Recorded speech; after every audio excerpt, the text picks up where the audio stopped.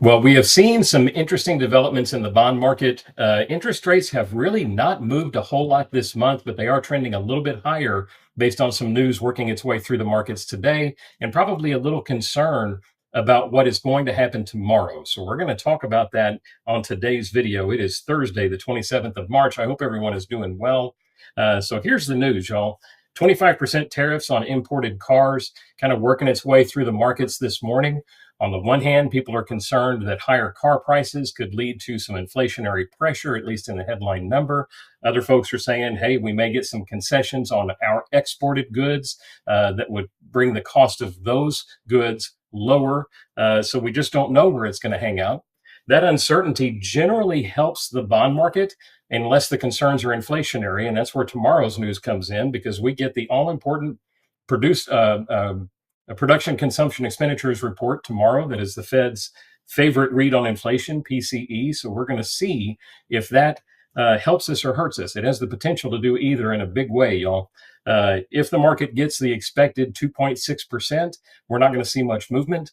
There are some folks, though, that are predicting we may see 2.4% or better.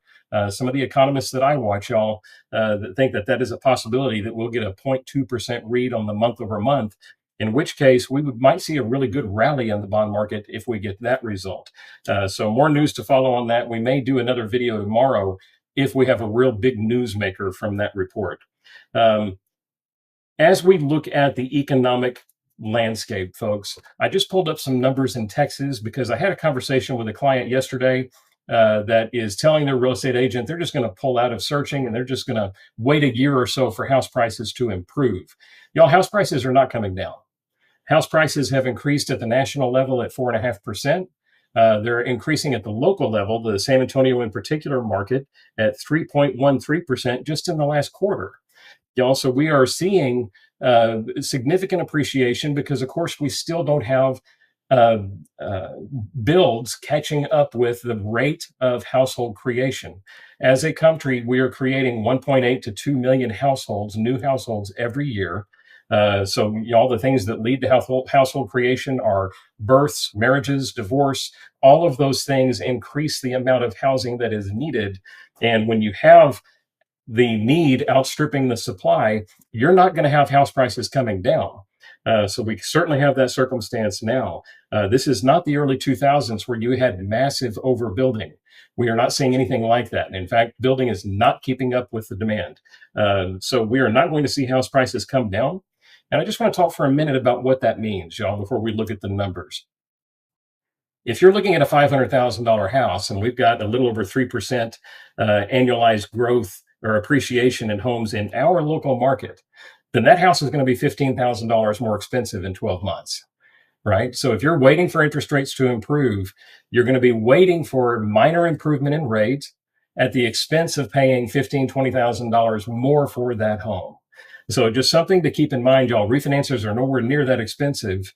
I'm going to reiterate again the mantra to marry the house and date the mortgage, because it's a whole lot better to buy the house today while it's cheaper and then refinance it later when rates improve. That way you've locked in that lower price point on the house, because guaranteed, well, not guaranteed, but 78 of the last 80 years, we have seen house prices appreciate year over year. Y'all, they just don't fall over time.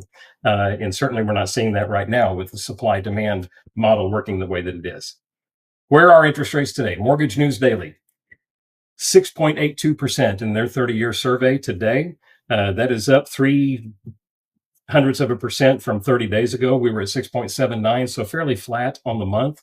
A week ago, we were at 6.72, so we're up about 1/8 of a point over the last 7 days.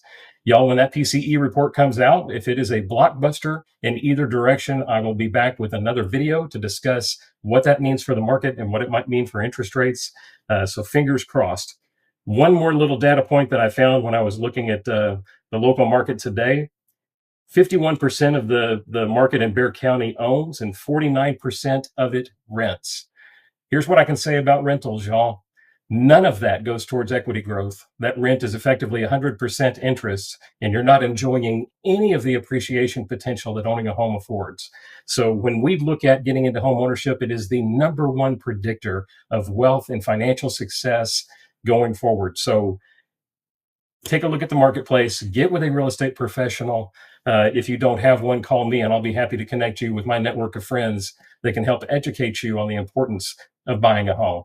Hope this is helpful for you. If you are a real estate professional, hope this is helpful for your clients. Feel free to share this with folks that are considering getting into the marketplace. I'm happy to add them to my subscription. We've got 3,000 or so folks that subscribe to this weekly video, always looking to expand that. In any event, hope this is helpful. Y'all stay blessed, stay safe. We will talk to you next week or maybe tomorrow.